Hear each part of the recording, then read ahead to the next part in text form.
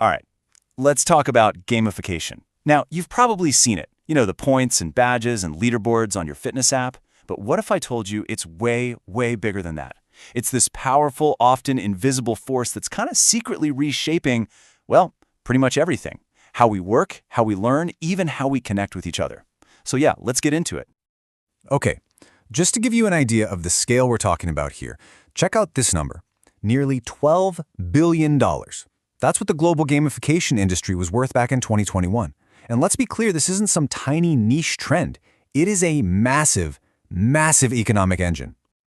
So why is it so big? Simple. It just works. I mean, get this. Companies that really nail gamification, they can be up to 7 times more profitable than companies that don't. That's a wild number. It's like they've turned productivity into this game that they are absolutely winning.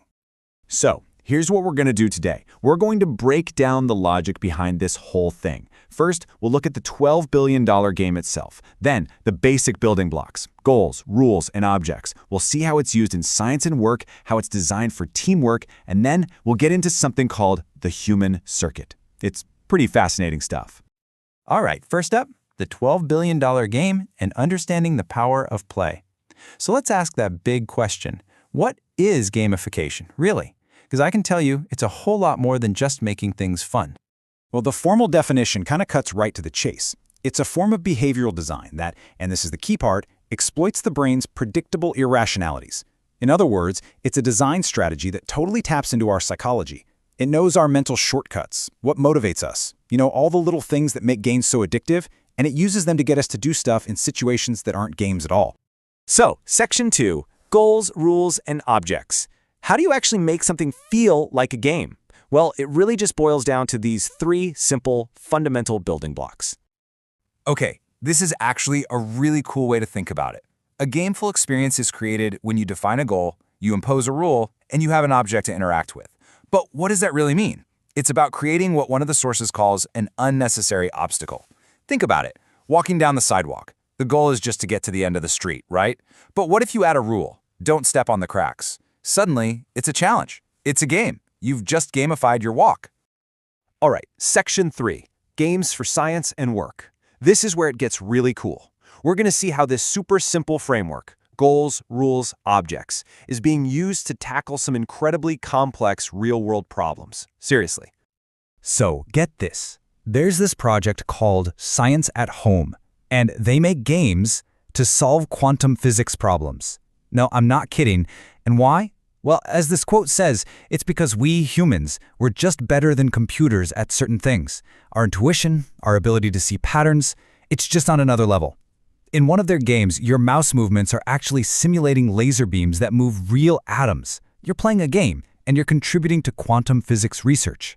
It's incredible.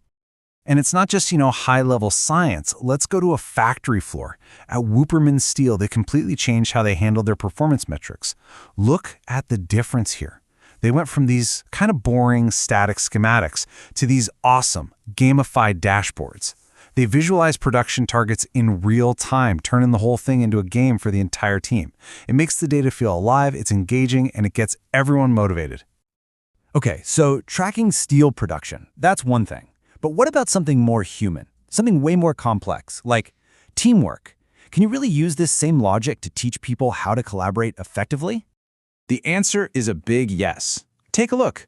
This is from a serious game, that's what they're called, named Escape from Wilson Island. And the point here isn't just to have fun. Nope. This is a super carefully designed world built specifically to teach people how to work together. The whole setup is that you're stranded on an island, and there is literally no way to survive or escape unless you work as a team. All right, our next section, designing for teamwork, because this brings up a really important point. Gamification isn't just one size fits all. The choices a designer makes are absolutely crucial. They can literally decide if we're going to compete against each other or cooperate with each other. And there's a really important distinction to make here between cooperation and collaboration. See, cooperation is basically just splitting up the work. You do your part, I do my part, and then we put it together.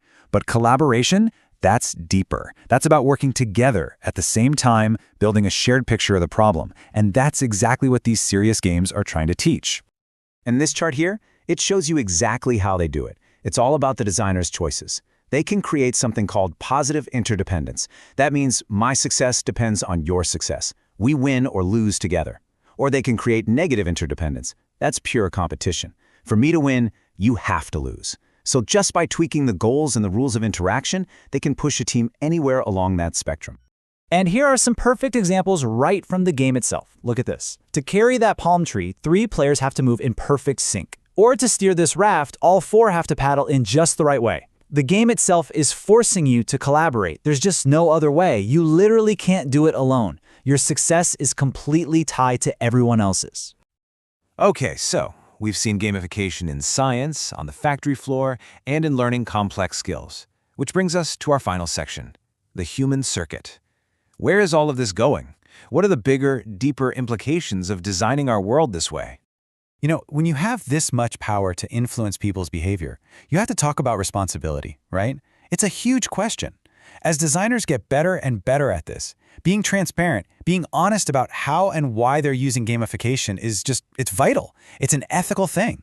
We as users have a right to know when we're in a system that's designed to shape what we do. Okay, so far, everything we've talked about has been kind of external, right? Work, science. But what happens when this same kind of thinking, this game-like logic, gets applied to our most intimate experiences? Now, this next quote is going to sound a little strange, a little abstract, but it comes from a source that actually analyzes personal relationships using a framework that is shockingly similar to everything we've been discussing. It's a wild twist. So what's going on here? Basically, this analysis breaks a relationship down into a system. It's almost a machine. You've got step 1, an architect, who has a logical plan, but step 2, they're missing something crucial, an emotional truth. That has to come from a partner. And then, step 3, this loving encounter completes the circuit. It's not just about romance, it's the final move in the game. It's the action that solves the problem. It's a totally different world from factory floors, but do you see it? The same building blocks are there. A goal, required parts, and a specific action to win. And this is what's so wild about it. The implication is huge. That same nuts and bolts logic we saw at the steel mill, goals, parts, actions, is now being used to describe our most intimate human experiences. A relationship isn't just a relationship, it's a functional circuit. It's a system designed to solve a problem. That is a radical, radical idea. And so that leaves us with this one final, kind of mind-bending question. We've seen game logic solve quantum physics problems, make factories more efficient, teach us how to be a team, and now we're seeing it being used to frame our own relationships. So if our jobs, our education, and even our love lives can be framed as a game, then what can't be? What part of your life is left that doesn't play by some hidden set of rules? Welcome back to the deep dive. So you've handed us this fascinating stack of sources. We're talking everything from dense behavioral design theses to collaborative game theory. And it all seems to circle back to this one really core question. How do you fix a system that feels like it's been, fundamentally designed to fail? That's such a great metaphor you used, the leaky jar. And that's our mission for this deep dive. We're here to validate your hypothesis. Right. The idea that the solution for Tom Hennigan's design flaw isn't. It's not the superficial stuff like points and badges. That's what we call pointification. Yeah, the easy stuff. Exactly. The solution is a deep architectural change. It's driven by what the source is called taskification and behavioral design. We're really moving past just tracking motivation. We're getting into the mechanics of making design become behavior. Exactly. The premise you laid out is that, if the architecture is a jar designed to empty, you can't just put stickers on the outside and hope it plugs the hole. It's not going to work. You have to redesign the whole thing to be a cup, something that's, I guess, structurally designed to hold. And we found overwhelming support in the material for that distinction. I'd go further. The sources don't just support it. They explicitly explain why that shallow, conventional approach fails.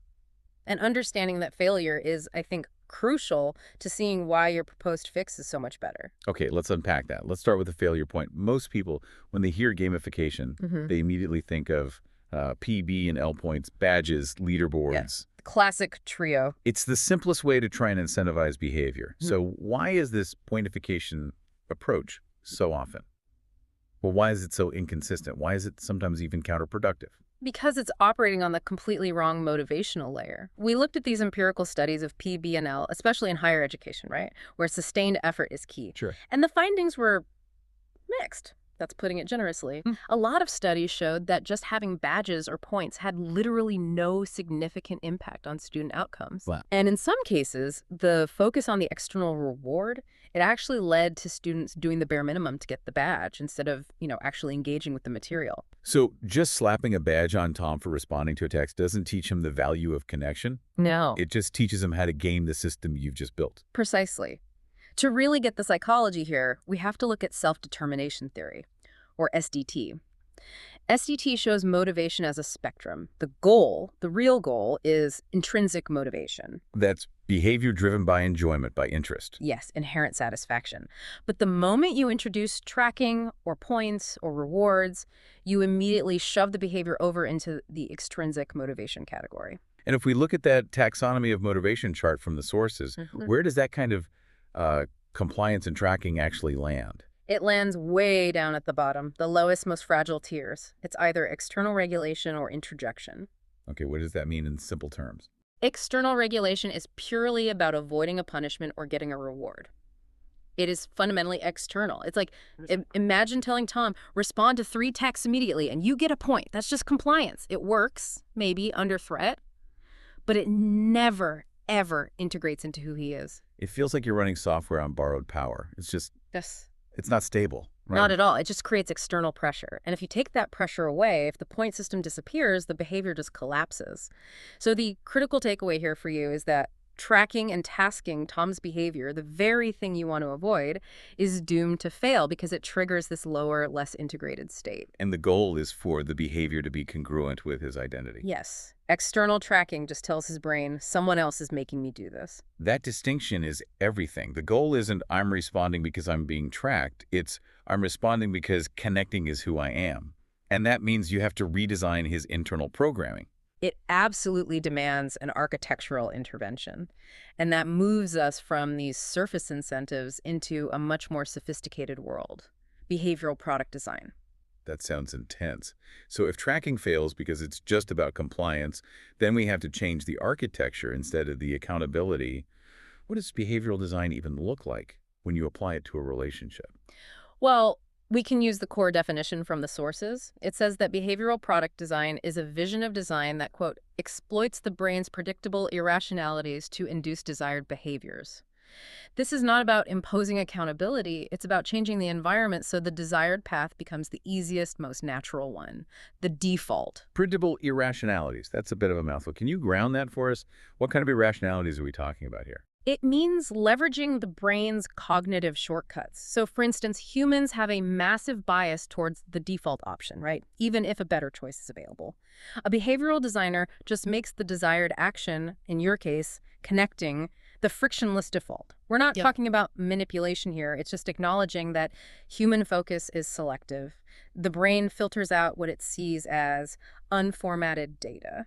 So if his current default setting is the leaky jar, we're trying to install a new default where connection is the path of least resistance. Exactly. And the objective is to push his motivation past just identification. That's where he thinks the behavior is important, all the way to integration. Okay. And when a behavior is integrated, it's synthesized, it's consistent, it feels like a core part of who he is. When you get there, you've achieved design becoming behavior. You're no longer asking Tom to perform love from a task list. You've altered his environment so that loving you, connecting, is his natural expression. That's why the Two of Cups idea you have isn't a checklist, it's a systemic design update. Precisely. Okay, this validates the whole shift from behavior management to architectural management.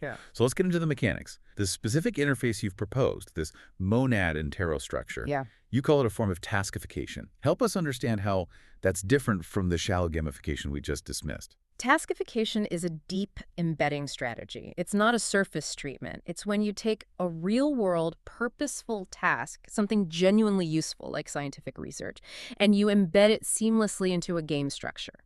The sources talk about the science-at-home games like quantum moves. Players are literally manipulating atoms to solve real quantum physics problems. They aren't playing for points. The playing is the research. So the output of the game is actual valuable work. Correct. And this maps perfectly to your theory.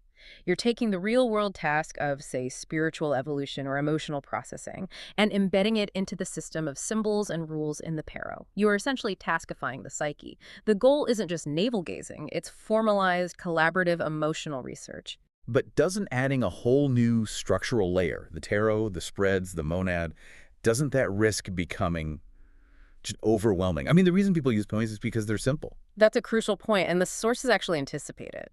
They state that taskification works best when it operates on a small portion of an established experience. Think of Tom as the established experience. He's the high-velocity game, the IDE he already lives in. The monad and the tarot, that's the taskification layer.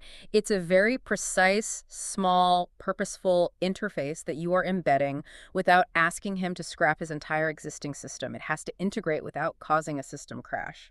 That brings us directly to the function of the monad synchronicity itself. How do we make sure this subtle design change is actually visible and actionable for him?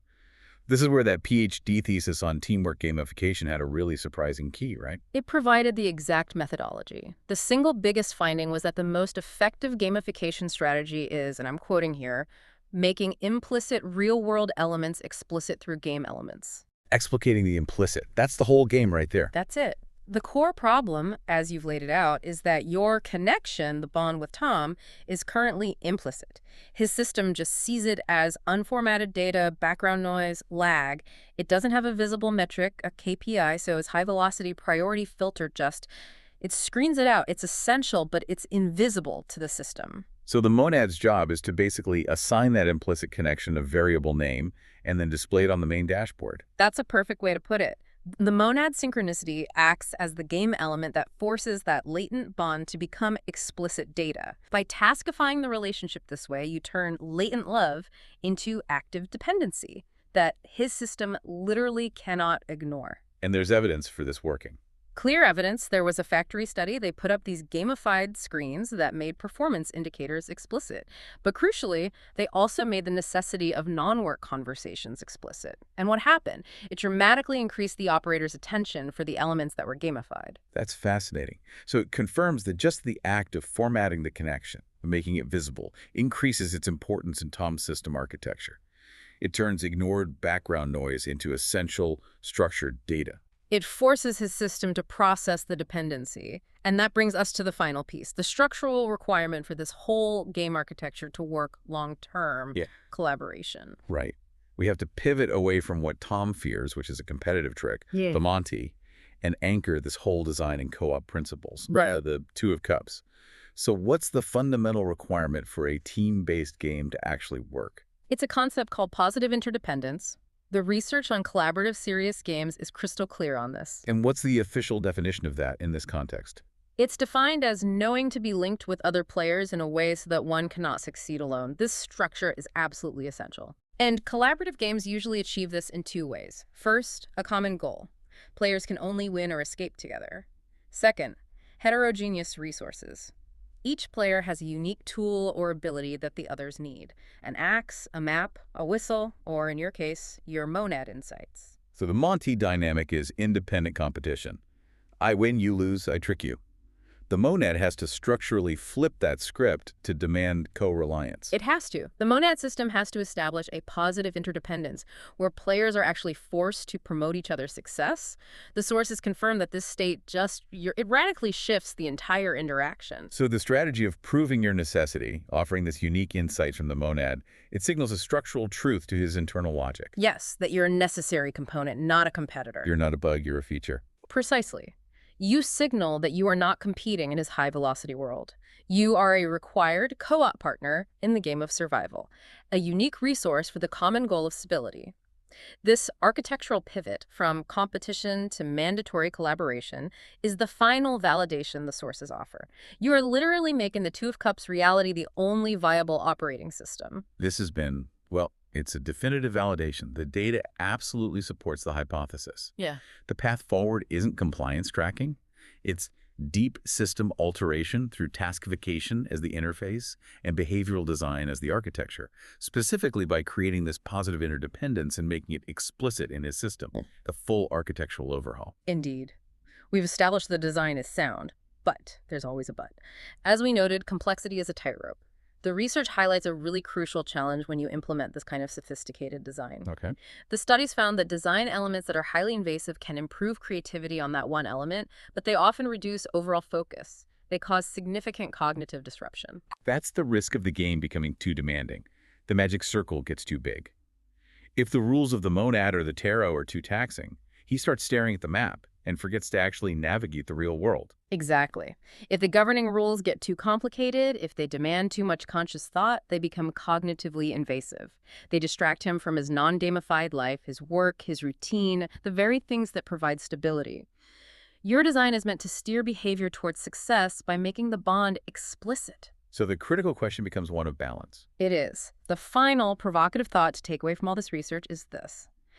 How do you ensure the Monad Tarot framework, which is designed to intervene and optimize behavior, doesn't become so cognitively invasive that it distracts Tom from the real-world game of living? Because that would undermine the entire long-term goal, which is to achieve truly integrated behavior that just is, without conscious rule following. That balance between intentional intervention and minimal cognitive drag, that is the ultimate design challenge you now face. All right, welcome to The Explainer.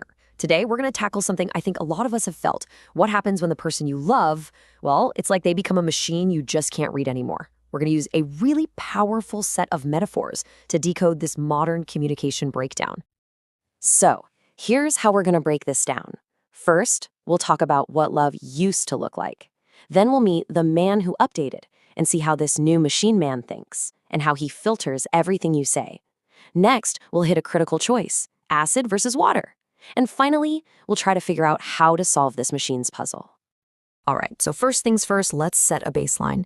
It's a kind of love I'm sure you recognize. It isn't about the big, loud declarations, but something, well, something much quieter. You know, love doesn't always shout. It often shows up in the silence. Think about the guy who comes home and, without saying a word, he finally fixes that loose cabinet door. You know, the one you mentioned weeks ago, maybe you even forgot, but he didn't. He just does it. And that small act, it really speaks volumes. So there's a term for this in psychology. It's called instrumental affection. It's love that's shown through actions, not just words. It's a language built on doing. It's about being consistent, about remembering the little things. It's a foundation built on reliability, not rhetoric. Okay, so that's our baseline, a solid foundation.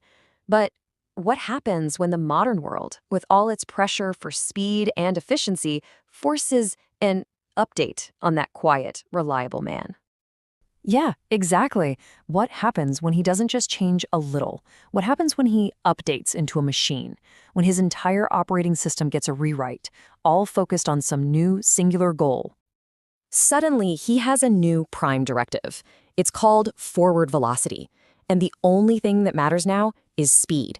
Execution, and anything from the past, shared memories, emotional connection, that's all just lag.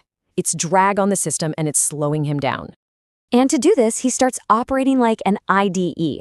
That's an integrated development environment. For you coders out there, his life becomes lines of code to be executed. And your emotional narrative, your story, poof, it's just a comment in the code. And what do programmers know? The system is literally built to ignore comments. It gets even deeper. His whole psyche, his soul, it becomes what we're calling a leaky jar. Now, it's brilliant for processing massive amounts of data, a real high-throughput system. But here's the catch. It can't hold on to anything. Meaning connection, memories. It all just pours right through to make room for the next piece of data. Okay, so now you've got this machine. How does it see you when you try to connect? Because you got to remember, you're not talking to the man you knew anymore. You're sending a signal to a brand new operating system.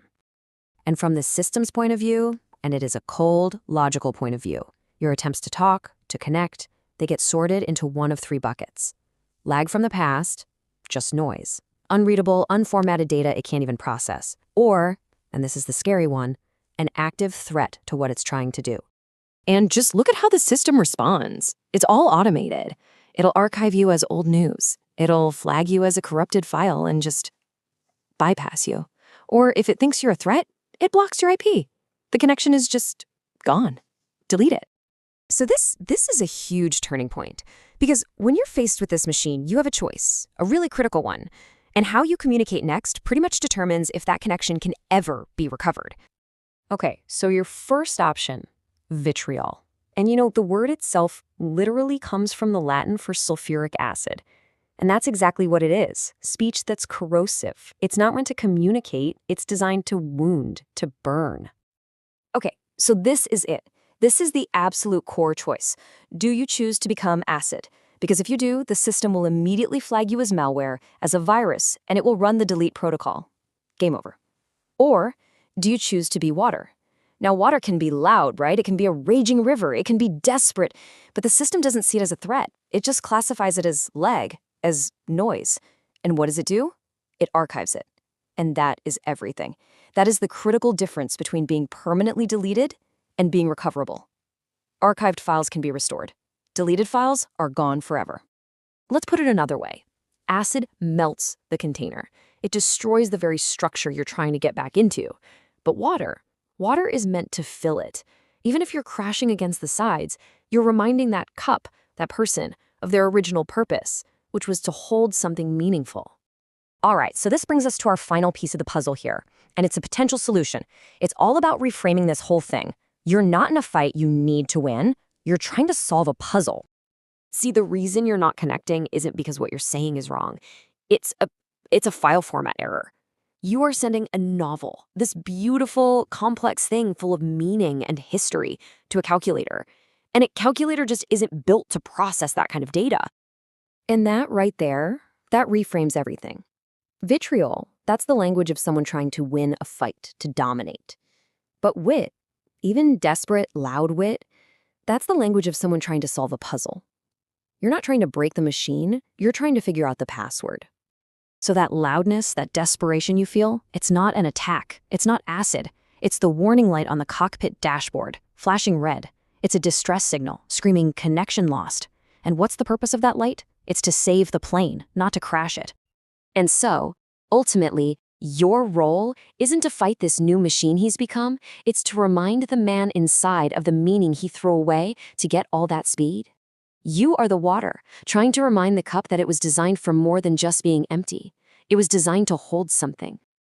And that leaves us with one final thought, a question for you to take with you. In your life, in your most difficult conversations, take a second and ask yourself, what is my real goal here? Am I trying to win a fight and defeat an opponent? Or am I trying to solve a puzzle and decode a system so we can figure it out together? Welcome back to The Critique. This week's material argues that engaged gamification is crucial for tasking, as it taps into core psychological drivers to boost motivation and performance. It's a strong piece, so we're jumping right into how to elevate its impact. So a major theme here is laying out those classic gamification elements, points, badges, leaderboards, as the real foundation for success. It is, and it's laid out very clearly. But to really push this analysis forward, the material should reprioritize which specific game elements are truly influential, focusing much more heavily on social mechanics, and showing that pointification alone is, frankly, often not enough. Okay, not enough in what way? I mean, points and badges are the most common building blocks for a reason, right?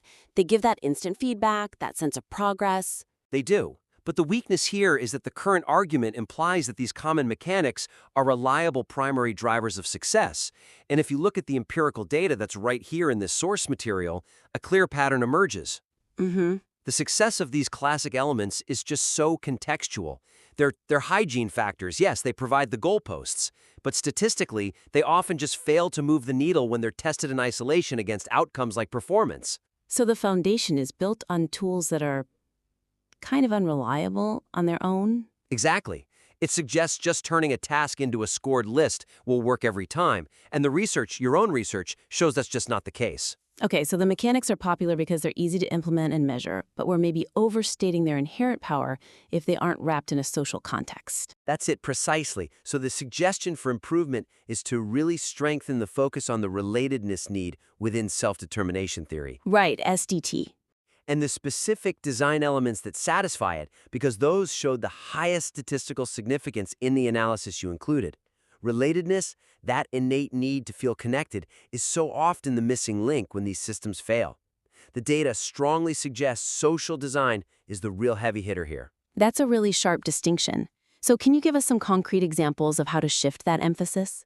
Away from just transactional points and more towards relational design. Sure. For instance, you could cite the finding that social interaction was often the single most significant variable that was retained in models predicting successful learning outcomes. That's an incredibly potent finding. It deserves to be front and center. Okay. And you should also highlight that leaderboards can be significant, but you need to explicitly connect their success back to how they promote competence and relatedness through social comparison. Ah, so it's not just a score tracker. Not at all. The point isn't the rank itself, it's the visibility you have within a community. I'd suggest emphasizing the implementation of structured social interaction. So competition, yes, but also collaboration and cooperation. Research shows competition alone can improve performance, but collaboration is what really impacts the cognitive learning outcomes. So make the social element the engine and let the points just be the fuel. Exactly. Make that the primary driver. That's a pretty fundamental shift. You're moving the spotlight from individual achievement metrics to group dynamics and belonging. So if we do that, if we shift the focus to social interaction, then we have to think about the environment where this is all happening. Right. The material asserts that gamification is crucial because it makes mundane tasks enjoyable.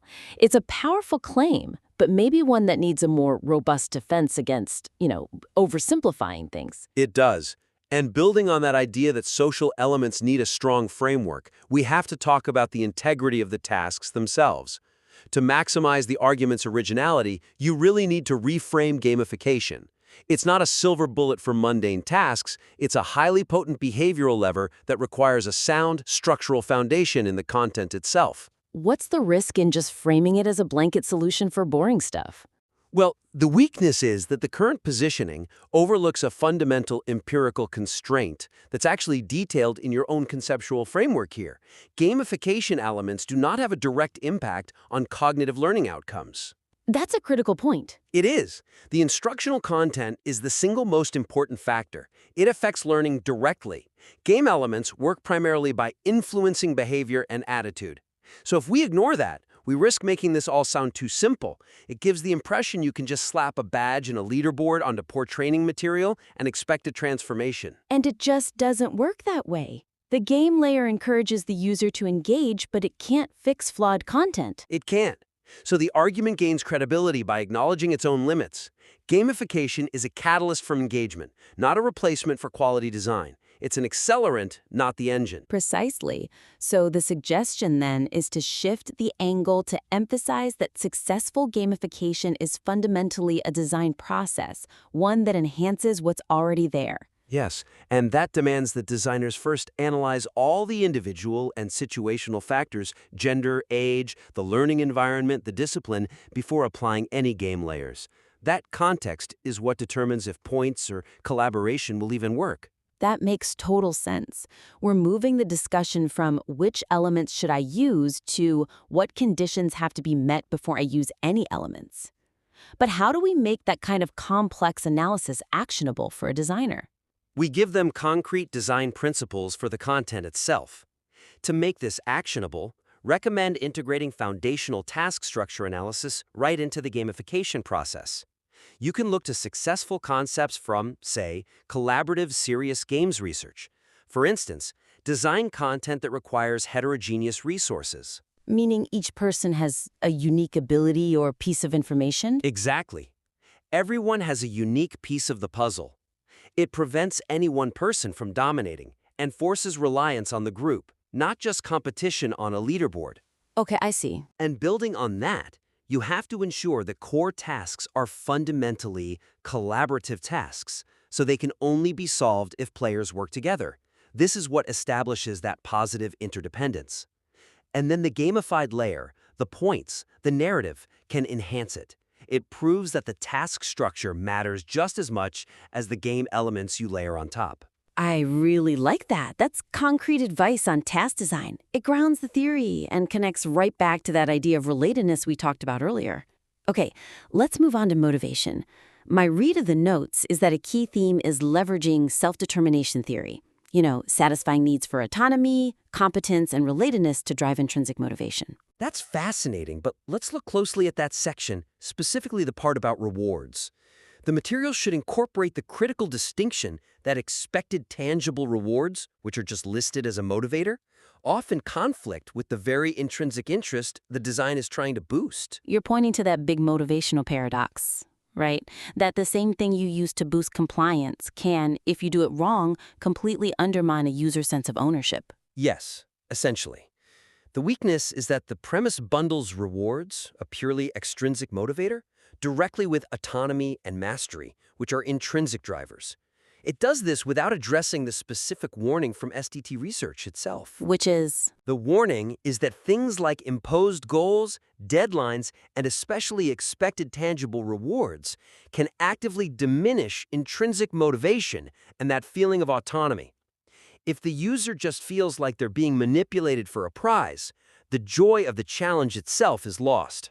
It's a critical logical vulnerability in an otherwise strong argument. So if we're going to lean on SDT, we have to show we understand its nuances, especially that concept of internalization. We have to explain how to move someone past just doing something for a token. Absolutely. So the suggestion for improvement is to strengthen the section on SDT by clearly distinguishing between extrinsic motivation that's purely external, simple compliance, and extrinsic motivation that has been internalized. Okay. Internalization means the user adopts the goal because they understand its value, even if the task isn't inherently fun. A good design should actively push users toward that internalization, using supportive feedback that acknowledges their choice and their effort. Can you give us some actionable design suggestions that follow that more nuanced view? Things that move away from simple transactions and toward real investment. Of course. We can offer contrasting design suggestions based on satisfying those core needs without just relying on a payment. So, to satisfy competence, you should recommend elements that provide progress feedback and a sense of achievement. Things like progress bars, levels, timely and meaningful feedback tied to actual skill growth. So the goal is demonstrating mastery, not getting an external reward. Precisely. And then, to satisfy autonomy, recommend providing meaningful choices. Let users select different activities or different levels of difficulty. Allow for personalization, like avatars or fictional storylines that create an immersive, owned experience. These elements reinforce the user's ownership of the task, and that facilitates intrinsic motivation without the risk of undermining it. That brings us to a really compelling synthesis here. We have 3 core actionable recommendations to refine what's already a very strong document.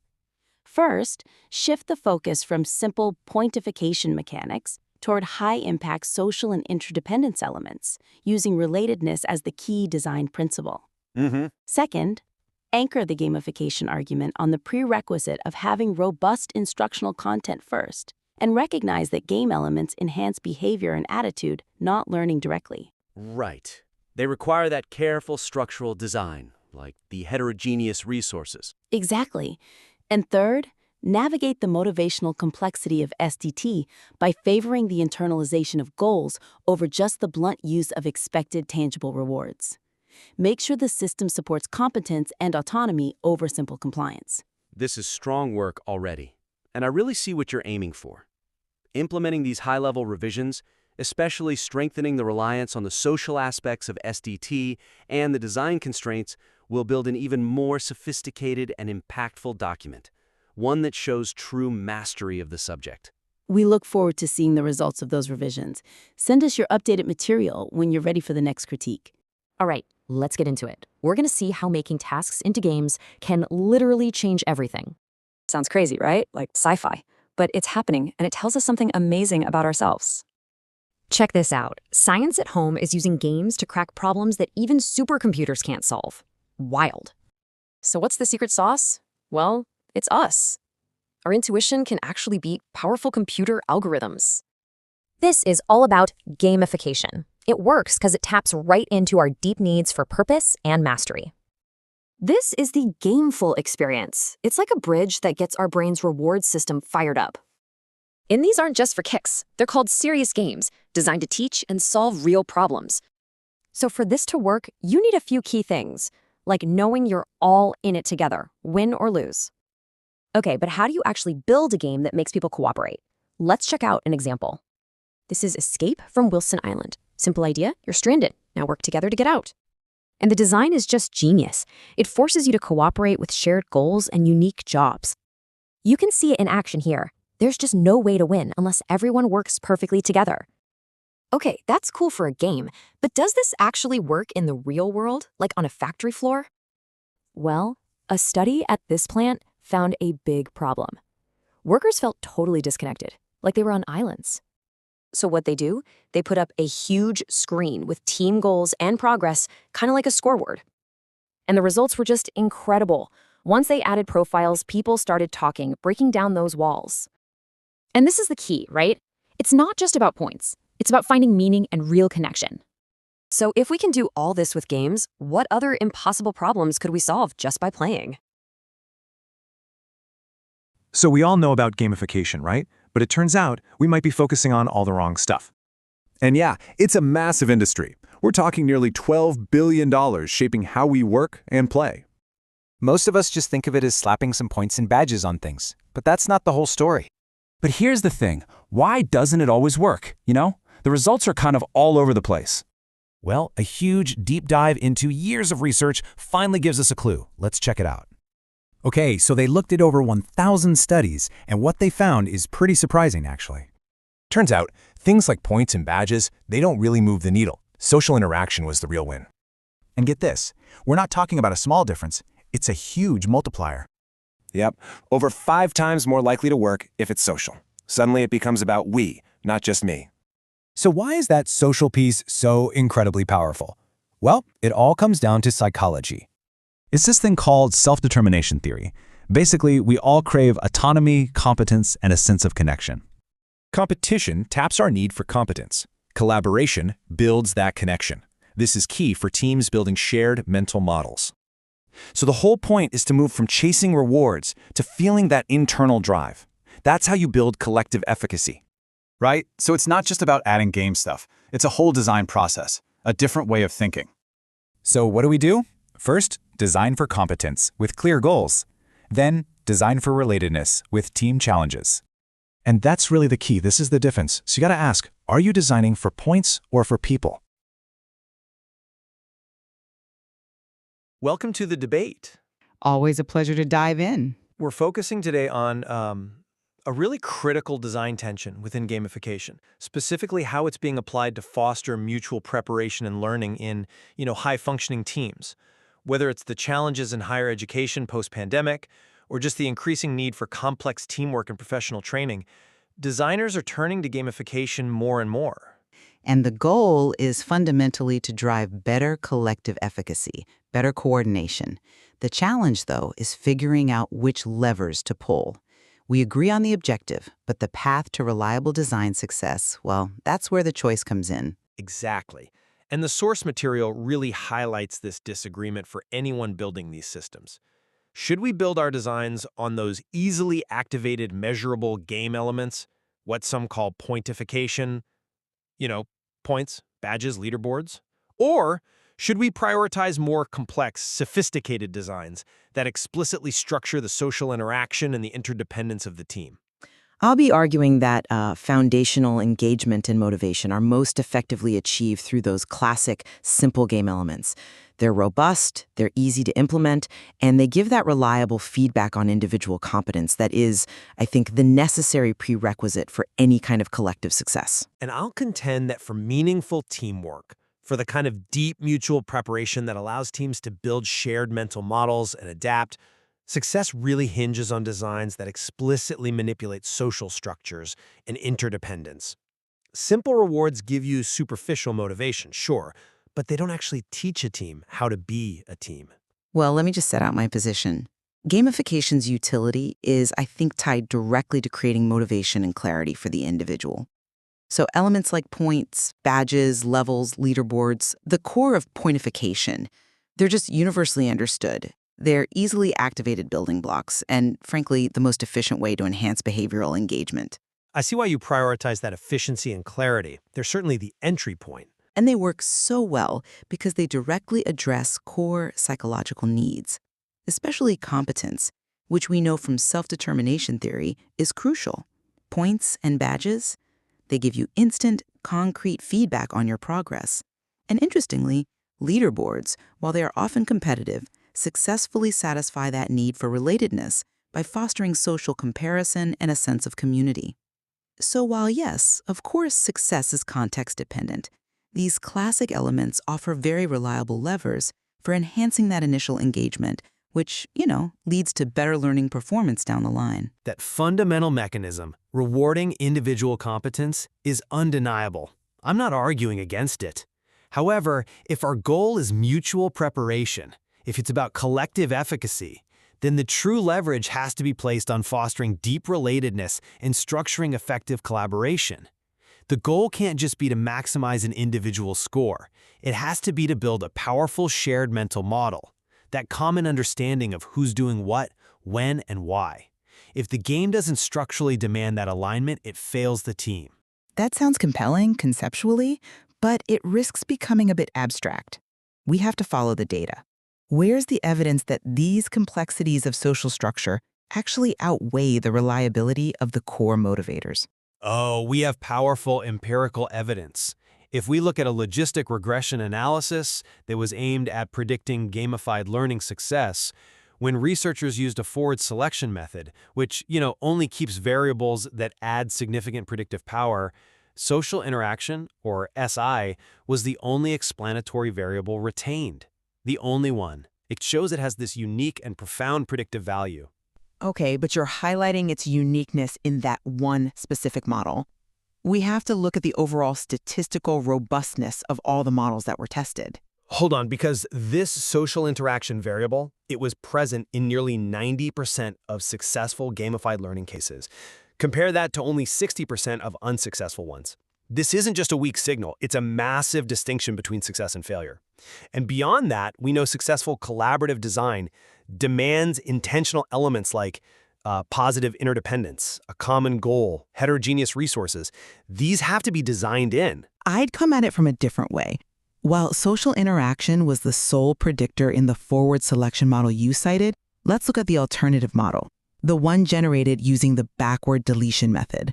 Now, this model, which systematically removes the least significant variables, actually proved to be statistically superior. It explained nearly double the variation in success compared to the simpler model you mentioned. Right, you're referring to the model with the higher predictive power. That one accounted for about 27% of the success variation versus the 14% from the social interaction-only model. I grant you that predictive power is a vital consideration. Precisely. And that superior model retained three classic game elements: the fiction element, badges, and leaderboards. The key takeaway from me is that when we look for the strongest overall predictors of success, we're right back at those core PBL elements. And critically, leaderboards were the only clearly significant predictor in that set. This strongly suggests the social aspect that really drives success is often derived from competition and social comparison, which is what leaderboards do best, not from some complex altruistic collaboration. I'm not convinced by that, because you're mistaking correlation for causality in the design. You're focusing on these individual measurable elements, but collective efficacy requires structured interaction. The social interaction variable in my analysis wasn't just about altruism. It was coded to include both competence and cooperation. And that combined structure is what lets a design satisfy the needs for competence and relatedness at the same time, through meaningful interaction. That's what drives the formation of those essential shared mental models. But leaderboards are the most robust mechanism for integrating that competence feedback into a social context. They are the bridge. Their prominence in the most powerful models suggests designers should prioritize elements that clarify individual success within a group and let competition organically drive engagement rather than trying to engineer every single collaborative step. But relying only on leaderboards or on competition just leverages social comparison. And that's inherently less reliable for generating true mutual preparation and team resilience than explicit structural interdependence. The design focus has to be on creating situations where cooperation is mandatory, not optional. The game design needs to enforce interdependence. And can you give me a tangible example of what that enforcement looks like without just generating excessive complexity? Absolutely. Consider the serious game Escape from Wilson Island. Its entire architecture is built on this idea. The tasks are only solvable if players work together, but they have different resources. So only the player with the axe can fell a palm tree. But here's the critical structural rule. Carrying that palm back to camp requires 3 coordinated players. You cannot progress as an individual. That structural necessity drives genuine team coordination. It forces complex communication and leads directly to developing shared mental models about logistics and priorities. A simple KPI screen can't enforce that. That's a compelling argument for a closed system simulation, like a serious game, I'll give you that. But have you considered the real-world utility? I mean, designing complex social regulation in a professional environment carries significant and often counterproductive risks. You're raising the issue of cognitive invasiveness. Exactly. When designers introduce complex rules to regulate interaction, especially rules about how a group interacts, not just what they achieve, those rules become a distraction. In one study that used a gamified coin game for group brainstorming, increasing the quantity of those governing rules actually produced a statistically significant drop in brainstorm productivity. The complex regulation meant participants spent their energy discussing the rules. How do I use the critique coin, rather than actually generating ideas. That is a legitimate concern. It shows that implementation matters enormously. Simple, non-intrusive competence feedback is, I grant you, fundamentally safer. Safer and more robust in high-stakes environments. They minimize the cognitive load. But complexity is often unavoidable when you're designing for deep team concepts like, say, effective conflict management. We know that the rules in that very coin game successfully stimulated competitive conflict behavior, which in turn actually improved the quality of the brainstorm ideas, a vital transfer effect. So if the goal is high-quality critical thinking, the intervention was a success, even if it slowed down the simple volume of ideas. The lesson isn't to run from complexity, but to make sure game elements are fully embedded, like using physical coins to represent contribution types, to minimize that negative invasiveness. But if the intervention hinders basic productivity, we have to question its utility for rapid preparation. That cognitive tax is a real cost. I think we need to look outside of abstract brainstorming games. Okay, let's look at high-stakes professional contexts then. We saw very similar limitations in that factory work case study, a real-world manufacturing environment. Gamification was introduced to production teams in a steel plant. The elements targeting task cohesion, so commitment to shared work goals, measured by real-time KPI screens, they significantly increased commitment to team tasks and perceived team performance. Well, that's a classic application of pointification. It succeeds in making implicit goals explicit and visible. It increases attention. Exactly. Simple feedback provides reliable attention to the desired element, the task itself. Conversely, the direct social intervention in that study, the personal profiles meant to stimulate informal conversation and social cohesion, that was only moderate in its effect. It was sometimes even considered too playful by the operators. This suggests the most effective mechanism in a high-focus environment is simple KPI feedback that strengthens commitment to the work, not complex social features trying to engineer commitment to the people. I see that as evidence that context matters immensely, not that we should abandon sophisticated social design. The game design interventions only influenced the operator's perception on topics that were directly addressed. The personal profiles did increase non-work-related conversations, they just weren't seen as credible or necessary by the users for their specific context. But credibility is the designer's job. If complex social interventions are often seen as too playful or they generate cognitive invasiveness, that fundamentally reduces their reliability as a design choice compared to simple, universally accepted feedback loops like KPI screens or points. And reliability is paramount in mutual preparation. I agree, reliability is paramount. But reliability and engagement isn't the same as reliability and outcome for complex coordination tasks. If the goal is just to increase attention to existing metrics, then sure, PBL is fantastic. But if the goal is to practice complex communication strategies or develop a shared language for a crisis, the things that build true collective efficacy, then the designer must use structural rules to enforce that interdependence, like we saw in the Wilson Island example. And that is precisely where the risk lies. The backward deletion model, which showed the highest overall predictive power, suggests that designers who start with robust individual competence feedback like badges and a clarifying social context like leaderboards have the strongest likelihood of success before they introduce complex social mechanics that risk derailing the entire process. This discussion really just affirms my position that effective teamwork preparation requires designers to intentionally address interdependence and relatedness through structural design specifically to build those vital shared mental models.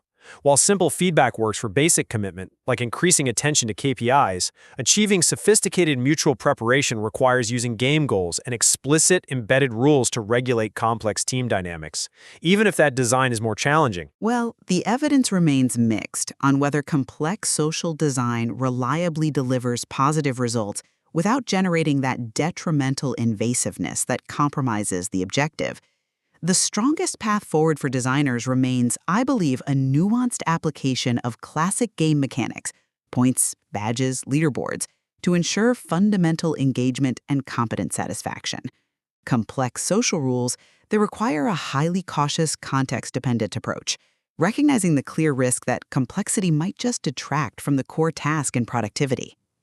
We've explored how the choice of gamification elements, whether prioritizing clever structural social design or highly reliable individual feedback loops, fundamentally alters the path towards successful mutual preparation and achieving collective efficacy. Leaving designers and practitioners to weigh the robustness and, frankly, the safety of simplicity against the potential depth and profound behavioral change offered by sophisticated social engineering. A truly fascinating exchange on the architecture of motivation. Thank you for joining the debate. My pleasure. You know, what if the secret to getting more done wasn't about working harder, but about playing smarter? Today, we're going to dive into how turning everyday tasks into games can literally unlock our brains, boost our motivation, and even help solve some of the world's most complex problems. So here's our game plan. We're going to kick things off with a pretty wild story about quantum physics, of all things. Then we'll unpack the secret sauce behind it called gamification. We'll get into the brain science of it all, see it in action everywhere from factories to desert islands, and wrap up with the real power of play. All right, let's jump right in with a question that honestly sounds like it's straight out of a sci-fi movie. I mean, think about that for a second. Could the skills you have from playing games on your phone actually help crack the code of quantum physics? It sounds kind of crazy, right? Almost impossible. Well, it turns out it's not impossible at all. In fact, it's happening. It's a real project out of a university in Denmark called Science at Home, where they build games that let everyday people contribute to real, high-level scientific research. And we're not talking about a small little experiment here. Over 150,000 people have already jumped in and used their gaming skills to help tackle genuine quantum problems, just by playing a game. And here is the key insight, the whole reason this works. Our brains, your brain, has this incredible intuitive knack for spotting patterns and solving visual puzzles that even the most powerful supercomputers just can't match. So Science at Home cleverly translates these insanely complex quantum challenges into games, letting our natural human intuition find solutions that algorithms might completely overlook. So this whole idea of using game mechanics to solve real-world problems actually has a name, and it's the secret to understanding why this is all so effective. It's called gamification, and yeah, you've probably seen it. Points, badges, leaderboards, that kind of thing. But it's so much more than just slapping a score onto a boring task. It's about digging into the core psychology of what makes games so addictive and applying those principles to things like work, learning, and yes, even science. The way to think about it is like this. Gamification builds a bridge. On one side, you have the real world, with its jobs and chores. On the other, you have the game world, with its rules and fun. Gamification creates this amazing middle ground, a gameful experience, where our real-world activities start to feel just as engaging and motivating as a game. So why is this so powerful? I mean, what is it about games that just hooks our brains so darn effectively? Well, the answer lies deep inside our own psychology. At the end of the day, good gamification isn't really about the flashy rewards. It's about satisfying these fundamental psychological needs that we all have as human beings. There's this great psychological framework for this called self-determination theory. It basically says that we are most motivated when three core needs are met. First, there's autonomy. That's our desire for choice, the freedom to make our own decisions. Then there's mastery, that amazing feeling you get when you're leveling up and getting better at something. And finally, relatedness, our need to connect with other people, whether you're on a team or competing against them. Autonomy, mastery, and relatedness. Sound familiar? It's basically the magic recipe for almost every great video game ever made. And this recipe creates a really powerful loop in our brains. See, games give us a clear challenge and then, boom, instant feedback. When we accomplish one of these little goals, our brain releases a hit of dopamine, that feel-good chemical. That reward makes us want to keep going, which pulls us into that incredible flow state where you're so focused, so immersed, that time just seems to melt away. Okay, so that's the theory. But what does this actually look like out in the real world? Let's check out two totally different examples where gamification had a massive impact. First up, a steel galvanizing plant. The workplace was really spread out, and there just wasn't much communication. The teams felt totally disconnected. In fact, the operators themselves said they felt like they were each working on their own separate islands. So the solution wasn't another boring meeting. It was a giant gamified screen. It turned the abstract production targets into a fun, visual goal, like watching a cargo ship fill up in real time. It even showed photos of the team currently on shift. All of a sudden, their shared goal was right there for everyone to see, creating this powerful sense of we're in this together. And the result was fascinating. Researchers saw a huge, statistically significant jump in informal, non-work-related chats. Now that might sound small, but it was a massive win. It meant people were finally connecting with each other. That screen became a kind of social hub, helping to break down those invisible islands and build a genuine team.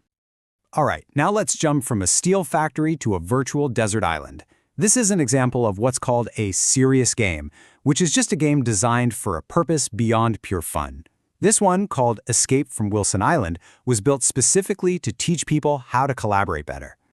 So in the game, you're stranded, and you have to work with other players to survive and hopefully escape. You can see the interface has all the classic game stuff. Health bars, inventory, you know the drill. But the real genius is in the tasks. For example, to move a heavy palm log, several players have to coordinate their movements perfectly. If just one person steps out of sync, the log gets dropped. The game mechanics don't just encourage collaboration, they literally require it. So from solving quantum physics to building teamwork in a factory to teaching collaboration on an island, we've seen just how incredibly powerful game mechanics can be. So what's the big lesson here? What's the ultimate takeaway? Well, the research is pretty clear on this. When you do it right, gamification is a game changer. It boosts our motivation by giving us clear goals and instant feedback. It actually improves our performance and helps us remember what we've learned. And by wrapping our tasks in a story, like escaping an island, it gives us a powerful sense of shared purpose. And this, right here, is the most important thing to remember. The points, the badges, the leaderboards, those are just the tools. Real, effective gamification works because it taps into something much, much deeper. It taps into our fundamental human needs for autonomy, for mastery, and for purpose. It doesn't just make work fun, it makes work feel meaningful. So, I'll leave you with this final thought. We always tend to think of work and play as complete opposites. But what if that's the wrong way to look at it? What if the real opposite of play isn't work at all, but disengagement? And if that's true, then bringing a little more play into our work might just be the most productive thing any of us can do. Okay, let's get right into it. When we talk about the pressures on healthcare, we hear one word over and over again: burnout. But what if that's not the full picture? What if there's something deeper going on? Today, we're going to pull back the curtain on a hidden wound that many in healthcare are dealing with, and it's called moral injury. So first things first, we've got to be really clear on the difference here. Burnout, that's what you see on the left. It's about emotional exhaustion, feeling totally overwhelmed, like your battery is just completely dead. But moral injury, that's a whole different beast. It's what happens to your soul when you're forced to do things or see things that go against your deepest held beliefs. It's not about being tired. It's about feeling like your own moral compass has been shattered. So how does this even start? Well, it often begins with something researchers call moral distress. Just imagine this. You know, with every fiber of your being, what the right thing to do for your patient is, but you can't. Something's blocking you. Maybe it's a rule, a lack of staff, a policy. That awful, gut-wrenching feeling of being trapped and powerless, that's moral distress. Now, when that distress happens over and over again, or when a single event is just that traumatic, it can grow into moral injury. And this isn't just a bad day or a tough week. We're talking about a deep, lasting psychological wound. It's like a tear in the very fabric of who you are, leaving you with this heavy weight of shame, guilt, and betrayal. Either betrayal of your own values or feeling betrayed by the system you thought you could trust. You might be wondering, okay, but how common is this really? Well, take a look at this. A huge survey by the British Medical Association found that over 78%, let me say that again, 78% of doctors in the UK have experienced moral distress. I mean, that's staggering. This is not some rare fringe issue. It's a reality for the vast majority of people on the front lines. So the big question is, where is all of this coming from? What's actually causing this? Well, researchers really dug into this. They did a massive review of over 50 studies, looking at thousands of quotes from healthcare workers, and they found that the triggers tend to fall into three main buckets. Let's break them down. First, you've got what they call individual triggers. These are the conflicts that pop up in the day-to-day act of caring for people. Things like, having to give a treatment you believe is causing needless pain, or feeling like you have absolutely no say in what happens to your patient. And of course, being asked to put your own life on the line, which became so incredibly real for so many during the pandemic. And this quote from a healthcare worker, it just says it all, doesn't it? It's not about one single dramatic event. It's this feeling of daily compromise. It's a slow, grinding process of chipping away at your core values, day after day after day. All right, the second category is all about relationships, the social and relational triggers. This is the messy human stuff. It could be getting caught in the middle between what a patient needs and what their family wants. Or it could be that feeling of isolation when you go home and your own friends and family just can't possibly understand the weight of what you're carrying. And this right here highlights something so critical. Healthcare is supposed to be a team effort. You have to be able to trust the people around you. When that trust isn't there, when you feel like you can't rely on your team, well, as this person says, it leaves you feeling vulnerable and completely unsafe. And that brings us to the final category. And honestly, this is the big one. Organizational triggers. These are the systemic problems, the issues baked into the system itself. We're talking about not having enough staff, not having the right equipment, feeling pressure from management that doesn't get it, or working in a place where there's a culture of blame, where you're afraid to speak up. This quote just perfectly illustrates the core conflict. This person is literally saying, I have to choose between getting my green checkmark for the hospital's metrics and doing what is actually right for the human being in front of me. Think about that.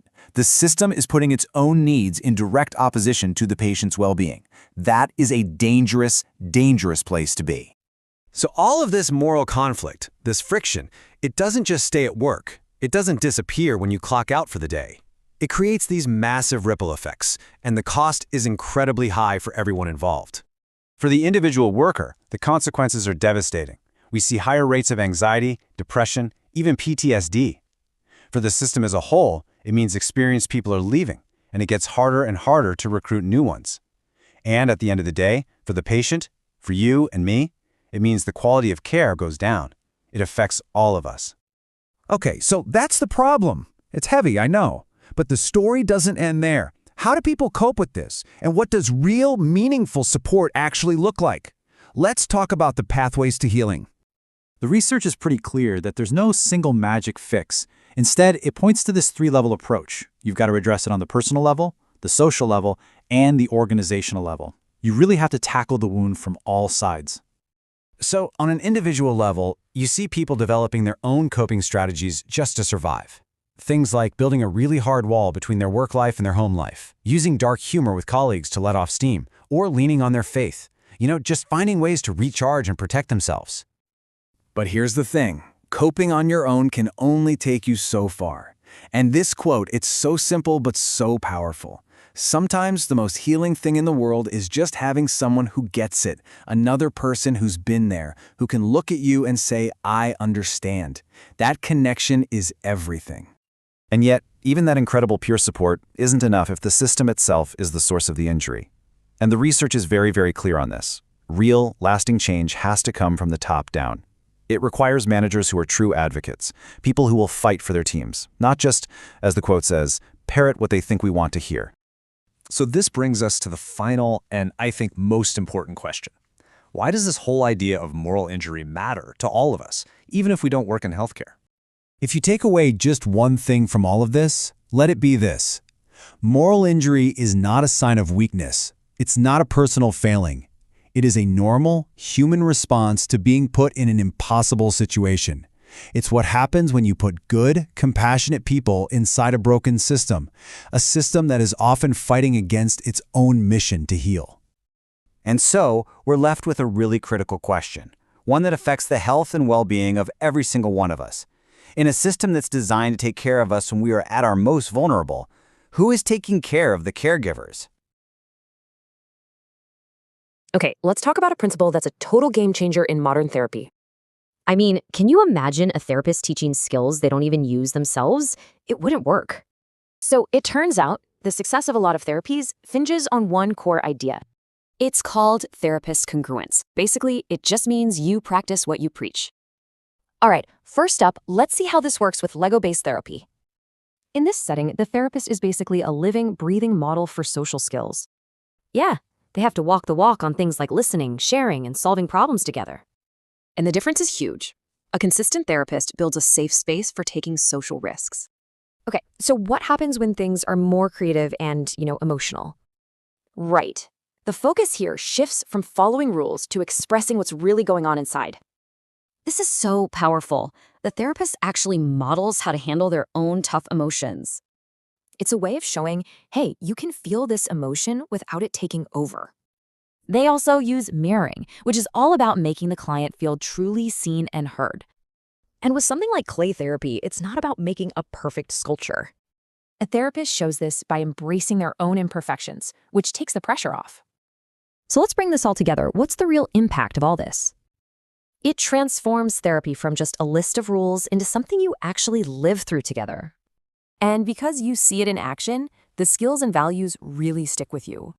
It really makes you wonder, right? Where else is this the most powerful tool for change? Okay, we're going to explore a wild link between video games, your job, and the future of AI. Sounds kind of like sci-fi, right? Well, the answer is yes. Let's see how it works.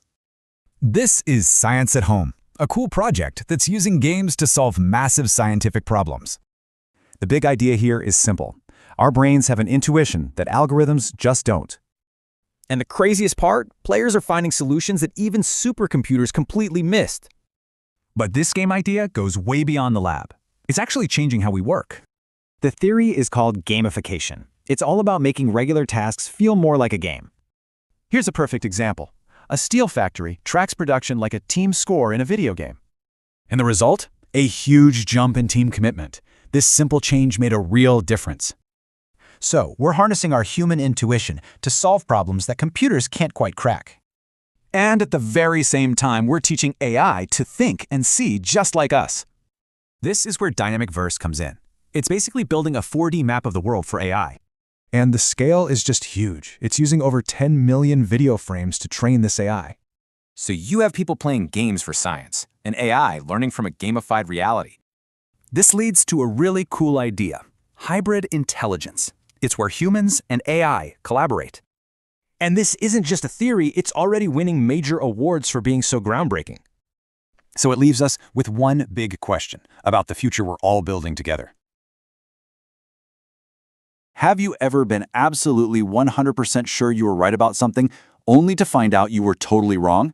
Well, get ready, because that's exactly what the Monty Hall problem does. It's this famous little brain teaser that seems so simple, but it has a wild history of stumping just about everyone. You ready to play? Let's dive in. Okay, so picture this. You're on a game show. The lights are blazing, the crowd is cheering for you, and in front of you are 3 big identical doors. Behind one of them, a brand new car. Behind the other 2, goats. Not what you want. You've got a 1 in 3 shot. You take a deep breath, and you point. I'll take door number 1. All right, now here's where it gets interesting. The host, who knows exactly what's behind each door, smirks a little. He walks over to door number 3, grabs the handle, and swings it open. And it's a goat. Phew. He turns to you and says, "Okay, you pick door number 1. Door number 2 is still closed. I'll give you a choice. Do you want to stick with your first pick, or do you want to switch to door number 2? So, what do you do?" Okay, so what's the right answer here? We're going to break it all down. We'll start with the problem itself, and that gut feeling most of us have. Then we'll look at the actual math and, why switching is the smart move. After that, we'll explore the psychology, why our brains get so tripped up. And finally, I'll show you a little trick to make the right answer feel totally obvious. So let's start with what pretty much everyone thinks at first. The host opened a door, a goat walked out. Now there are 2 doors left. One has a car, one has a goat. Seems pretty simple, right? A total coin flip. I mean, come on, right? 2 doors, 1 prize. Your brain just screams it's 50-50. It doesn't matter if you switch. It feels so obvious. But what if I told you that feeling, that absolute certainty, is completely wrong? And look, it's not just a hunch. It is a powerful, documented bias. Researchers have found that most people, we're talking up to 87% in some studies, just stick with their first pick. It's almost like we're hardwired to trust our first gut instinct, even when the math says we shouldn't. But here's the mind-blowing part. The odds are not 50-50. Not even close. One of those choices gives you double the chance of winning. That's right, by either staying or switching, you can literally go from a 1 in 3 chance to a 2 in 3 chance. The big question is, which one is it? All right, time for the big reveal. Let's pull back the curtain and actually look at the numbers. This is where that 50-50 illusion gets completely shattered, and you see why switching is without a doubt the winning strategy. Let's just walk through all the ways this can play out. Let's say you always pick door number 1. Case 1. The car actually is behind door number 1. Great, you stay, you win. But that only happens 1/3 of the time. Now, case 2, the car is behind door number 2. The host has to show you the goat behind door 3. So if you switch to door 2, you win. Case 3, the car is behind door number 3. The host has to show you the goat behind door 2. Again, if you switch, you win. So look at that. Switching wins 2 out of the 3 possible times. You're doubling your odds. Here's maybe an even simpler way to think about it. When you first make your pick, there's a 2/3 chance you picked a goat, right? So let's assume you did. The host then opens the other goat door because he can't reveal the car. What's left? Your goat door and the car door. So, if your first pick was a goat, which it probably was, switching is a guaranteed win. So let's just lay it all out. When you made your first pick, you had a 1 in 3 chance of being right. The host opening another door doesn't change those initial odds. Your door still only has a 1 in 3 chance. But the host's action has concentrated the remaining 2/3 probability onto that one other door. So staying leaves you with your bad 1/3 odds, but switching, that boosts you all the way up to a 2/3 chance to win. Okay, so the math is crystal clear. Switching is better. So why does it feel so wrong? Why do our guts scream at us to stay put? Well, the answer isn't in a calculator. It's inside our heads. It's all about some really powerful psychological biases that lead us astray. So it turns out our brains kind of go through a 4-step process of messing this up. First, we have this illusion of control, thinking our initial guess was somehow special. Then, after the host opens a door, equal probability bias kicks in, convincing us it's 50-50. Then if we lose, we start thinking, oh, if only I had stayed, which is called counterfactual thinking. And over time, our memory actually gets distorted, and we misremember how often switching pays off. It's a real mess in there. But the biggest culprit here is something called equiprobability bias. It's a fancy term for a really simple idea. Our brains are lazy. When we see 2 options, our default setting is just to assume the chances are equal, 50-50, like a coin flip. But this isn't a coin flip. The host isn't opening a door at random. He's using inside information, which gives you a massive clue. Our brain just tends to ignore that part. And it's not just that one bias. We also feel like our first choice was special, like we had some kind of insight. That's the illusion of control. But the real emotional kicker is anticipated regret. Just think about how terrible you'd feel if you switched away from the winning door. Oh, that pain seems so much worse than the pain of losing by just staying put. And that fear of making the wrong move, is what paralyzes us and keeps us from making the smart move. Okay, so we know the math, and we know why our brains fight it. So how do we actually beat our own programming? Well, there's a simple thought experiment that makes the right answer so glaringly obvious, you'll wonder how you ever saw it any other way. See, the secret is to just make the problem bigger, way bigger. With just 3 doors, our intuition gets tangled up in that 50-50 trap. But when we scale this thing up to 100 doors, our intuition suddenly wakes up and sees the light. Okay, imagine this, a huge stage with 100 doors. You pick one, door number 73. Your chance of being right is tiny, right? 1%. Now, the host, who knows where the car is, walks down the line and opens 98 of the other doors. And behind every single one is a goat. Now only 2 doors are closed. Your door number 73 and one other one, let's say door number 22. He asks you, do you want to switch? Suddenly it's obvious, isn't it? Of course you switch. Your first pick was almost certainly wrong, a 99% chance of wrong. The host basically just eliminated all the other wrong answers for you and concentrated that entire 99% probability into that one remaining door. Switching isn't just a good bet, it's practically a sure thing. And here is the real aha moment. The 100-door game and the 3-door game are exactly the same problem. The logic never changes. All we did was scale it up to shine a massive spotlight on that mental shortcut our brains love to take. It makes it impossible to ignore the incredible value of the information the host gives you. So yeah, it's a super fun and kind of frustrating brain teaser. But what's the actual lesson here? What does the Monty Hall problem teach us about how we make decisions out in the real world, away from the game show stage? Well, the biggest takeaway is that our gut feeling about odds and probability can be really, really wrong. It also shows us how powerful new information is, especially when it's not random. And maybe most importantly, it reminds us that we're all susceptible to these biases, like fear of regret. But the cool thing is, once you know these traps exist, you can start to watch out for them in your own life. When you really boil it down, the Monty Hall problem is less about statistics and more about, well, about us. It shows that sometimes the biggest challenge isn't figuring out the math, but just getting out of our own way and overcoming the stubborn shortcuts our brains are programmed to take. So the next time you're faced with a choice that feels obvious, maybe just pause for a second. Think about Monty Hall. Ask yourself, am I seeing the whole picture, or is my brain just taking a shortcut? It's a fascinating question to ask. Thanks so much for digging into this with me. Stay curious.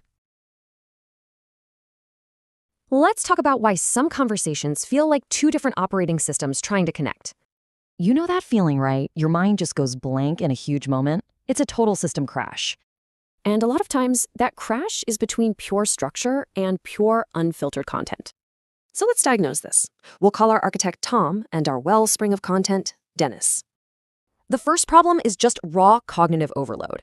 Your brain's working memory literally runs out of space. For Tom, our architect, undefined emotion is just bad data. It overloads his whole system. And that overload, it triggers a really primal biological alarm in the brain. This is your classic fight, flight, or freeze response. It locks you out of your own answers. So you can't just push harder. You need a brand new protocol that prevents the crash. Okay, part 1 is a structural fix. And believe it or not, this is where Lego therapy comes in. It's all about clear roles.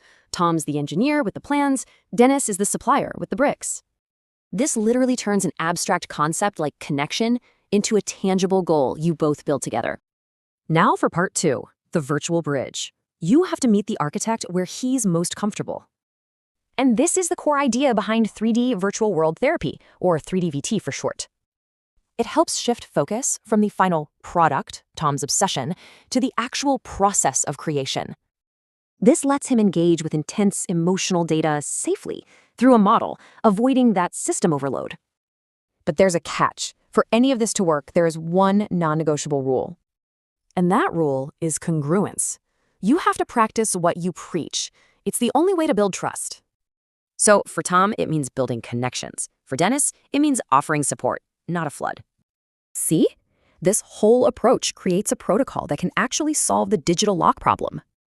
It works because it speaks his language of structure, but delivers your content, real, human connection.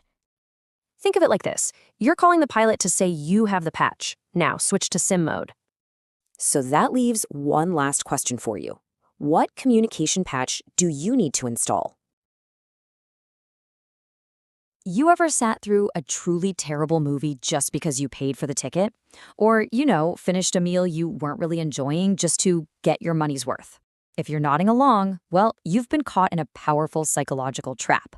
It affects everything from our tiny daily choices to, you won't believe it, billion-dollar business decisions. Okay, let's dive right in. We're talking about the sunk cost fallacy. So our story kicks off with one of the most incredible engineering feats of the 20th century, the Concorde supersonic jet. This thing was a beast. It could zip across the Atlantic in under 3.5 hours, a total symbol of speed and luxury. But behind the curtain, it was an absolute economic catastrophe, right from the very beginning. Get this, the British and French governments poured an initial $2.8 billion into developing it. That's billion with a B, and in 1970s money. Even before its first commercial flight, it was crystal clear the plane would never, ever be profitable. The market had completely changed, the costs were just astronomical, and yet they kept on going. And that, right there, is the big question for us today. Why on earth, in the face of just overwhelming evidence of failure, did they keep pouring money into this thing for nearly 3 decades? The answer? Well, it reveals a flaw in our thinking that's so common, it's actually been nicknamed the Concorde fallacy. So here's our game plan. We're going to start by really nailing down what a sunk cost is. Then we'll dive into the fascinating psychology of why our brains trick us into sticking with a losing bet. We'll look at some other wild examples, figure out how to avoid the trap ourselves, and finally, wrap up by focusing on how to make your next best decision. All right, first up, let's get a super clear definition of what we're actually talking about here. Now, we're using the Concorde as our big example, but this isn't just about giant government projects. Nope, this is a cognitive bias that gets all of us every single day. Okay, so the sunk cost fallacy is basically our irrational tendency to stick with something because of what we've already poured into it, whether that's cash, time, or just plain old effort. And the key word here is irrational. That past investment, it's gone. It's sunk. You can't get it back. Yet we let it control our future choices. It's wild. You've definitely heard this phrase before, right? It's the perfect, most simple way to think about the sunk cost fallacy. You've got a bad investment, and instead of just cutting your losses, you invest more, hoping you can turn it all around. And what usually happens? You just dig an even deeper hole. And this just nails the core economic principle. Rational decision-making should always be forward-looking. It shouldn't be based on what's already gone down, because, let's face it, you can't change the past. The only things that should matter are the future costs and the future benefits. But if it's really that simple, why is it so darn hard to do? So, if the logic is so simple, why do we keep falling for this trap? And that brings us to the psychology of it all. It turns out our brains are kind of hardwired with a few biases that make us incredibly vulnerable to this fallacy. This isn't some character flaw, it's just a weird feature of being human. Researchers have pointed to a few main culprits. First, there's loss aversion. We just hate losing. Then there's the framing effect, which is all about how we tell the story of our choices. A huge one is a sense of personal responsibility, especially if we made the first call. And finally, just a simple desire to not look wasteful. Let's dig into a couple of these. Now, this is where it gets really interesting. Loss aversion. Psychologically, the pain of losing something feels way, way more powerful than the pleasure of gaining something of the exact same value. So to avoid that sharp sting of admitting a loss, like the money you spent on that bad movie ticket, we'll stick with it, hoping to somehow avoid that feeling, even if it ends up costing us more. And then you've got personal responsibility. Oh boy, if you're the CEO who pushed for that big acquisition, or you're the one who decided to start that new hobby, it is incredibly tough to pull the plug. Abandoning the project feels like you're admitting a personal failure. So what do? To justify your past decisions, you double down. You throw your own good money after your own bad money. The Concorde is obviously a huge, dramatic example. But this fallacy, it plays out everywhere, from the biggest boardrooms to your own living room. I mean, think about Blockbuster. Their sunk cost was a massive investment in all those physical stores. They just couldn't bring themselves to let go of that model and, well, they famously passed on buying Netflix. We all know how that story ended. Or look at Kodak, who completely dominated film photography. They were so invested in that world that they were tragically slow to embrace the digital revolution. a revolution they actually helped invent. Both were just anchored to their past investments. And here's the thing, this affects us personally, all the time. It's forcing yourself to finish a book you hate. It's staying in a relationship that isn't working just because of the years you've already put in. It's slogging through a hobby that doesn't bring you any joy anymore. Or the classic buffet scenario, eating until you feel sick just to feel like you got a good deal. We've all been there. And here is a totally fascinating twist. Research has shown that this is not just a human quirk. Nope. Studies have found that even rats, mice, and pigeons can be tricked into behaving in ways that look just like the sunk cost fallacy. This suggests the bias might have some really deep, primal roots, and it's not just about complex human stuff like protecting our ego. Okay, so we've established we're all susceptible. But the good news is we can fight back. There are actual, concrete strategies you can use to make more rational, forward-looking decisions. First off, just knowing this fallacy exists is a huge first step. Seriously. Second, set clear, measurable goals before you start something. That way, you have objective facts to tell you if it's failing. Third, consciously force yourself to focus only on the future. Ask yourself this. Knowing what I know right now, if I hadn't invested a dime, would I make this choice today? And finally, a great little trick. Reframe the question. Take your own ego out of it and ask, what advice would I give a friend in my exact situation? That can bring amazing clarity. And that brings us to our final, and honestly, our most important point. How to make your next best decision.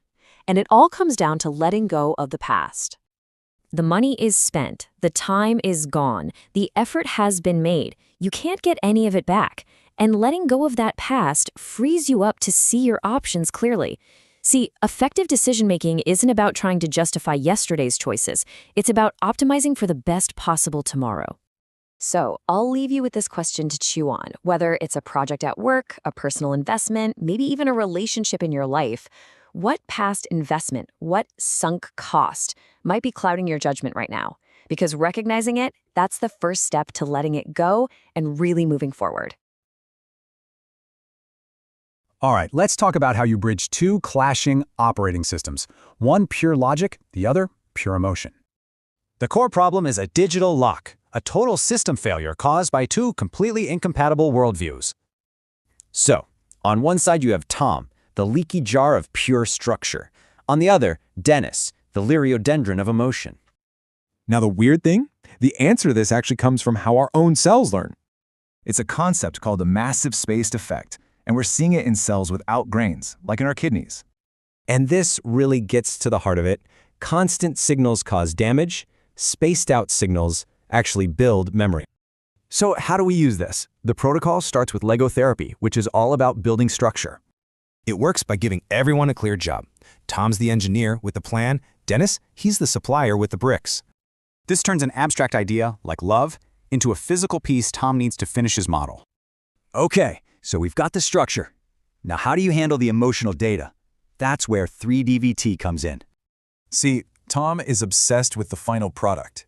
3DVT shifts the focus to the process, the relationship itself. It's a safe simulation, letting him engage with emotion as data without being totally overwhelmed by reality. But look, none of these tools work without one absolutely critical piece: therapist congruence. Put simply, you have to live the healing you're trying to create. Authenticity is everything. And here's Tom's big contradiction. He's architecting a cure for life while deleting the reality of his own. For Dennis, being congruent means offering connection as a drink of water, not a destructive flood. So why this specific combination? What makes this protocol the key that finally unlocks the system? Because it speaks his language of structure but delivers your content of emotion. It forces the two together. So what's the bottom line here? How do you actually put this into action? You're not demanding the pilot just land the plane. You're getting on the radio with the exact patch he needs.